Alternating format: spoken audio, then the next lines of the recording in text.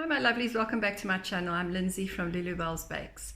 Today I'm going to show you how to make some crunchies.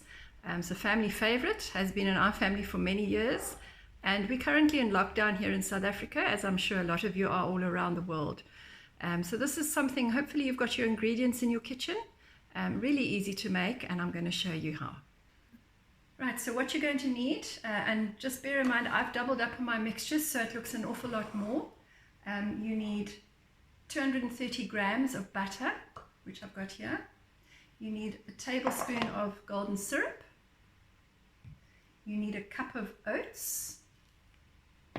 You need a cup of coconut. And you need a cup of brown sugar. Now my brown sugar is the light brown sugar, but it also works really well with the caramel brown sugar. And then you need a cup of flour and a teaspoon of bicarb. Okay, so let's carry on. So you're going to preheat your oven to 180 degrees. And I've also got a baking tin here. It's my cookie baking tin. And I've got a Teflon sheet, which I've popped in here. If you don't have Teflon, you can use baking paper or just spray and cook. Or if you don't have that, you can very lightly grease the pan. We're going to mix the flour, the oats and the coconut. So there I've got my flour, the oats, and the coconut. Just give that a little mix. And melt your butter in a small pot, and then you add your syrup and your sugar and you heat it. Now I've already I've already melted my butter, and I'm going to add the syrup. So you want to add 2 tablespoons of syrup.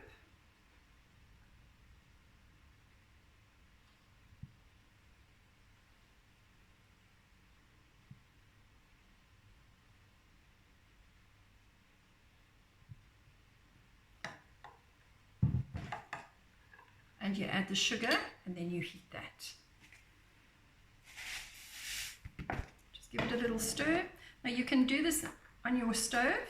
I'm just popping mine in the microwave, and you heat that. And when the butter is bubbling, you're going to add your bicarb. So we're just going to give that a stir and then pop that into the microwave to melt.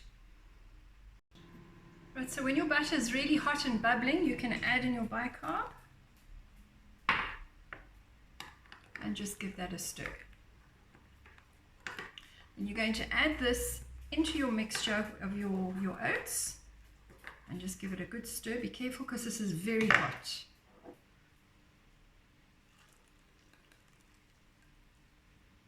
Make sure you get all the remaining bits of sugar in there, because you're going to add that into your mixture.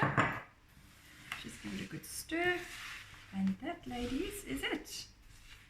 Nice and easy. So it's very few ingredients, very little time, and very little effort. And your family will love you for this. There you go. And that you add into your prepared tin. Now you can either do it with the back of a metal spoon, or you can use your hands. You just flatten that mixture into your tin. I find it easier if I just use my hands. Just make sure you've washed them. Still very hot, so just be careful you don't burn yourselves. Just flatten that nice and evenly.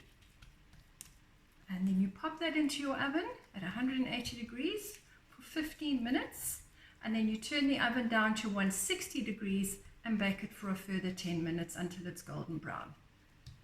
And I will show you how to put the chocolate on. Right, so once your crunchies are baked, and you can see how nice and golden brown they are, I've melted some chocolate, and I'm just going to spread that over the top. And once that's cooled, then I can cut my crunchies into squares. Careful not to overheat your chocolate. I've just done mine in the microwave on 60-second bursts, and then I've stirred it well, and then just popped it in the microwave for about another 10-15 seconds. I wish you could smell my kitchen right now. It smells divine. Right.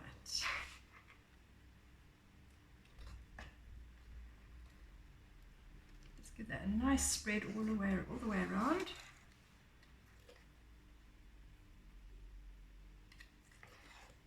And then I've also melted some white chocolate just for decorative purposes. There we go.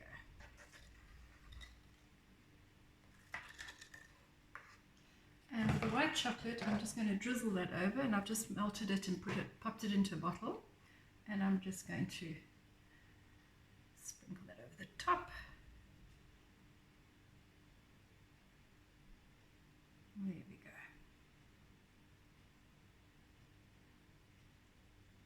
And that's it. I will show you just now, when once it's cooled, how to cut them into slices. So before you make your crunchies cool down completely, you just want to mark out on the top where you want to cut them. Now I've got a nice pastry cutter here, so I'm just going to just mark it out,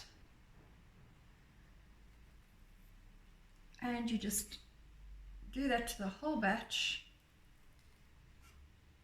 And once it's cooled down, you can cut it right through.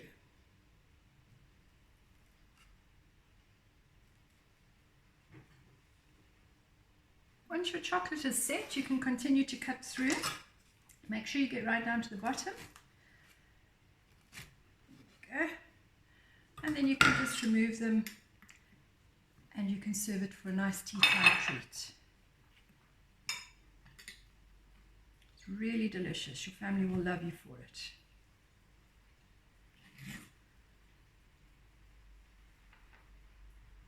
Enjoy.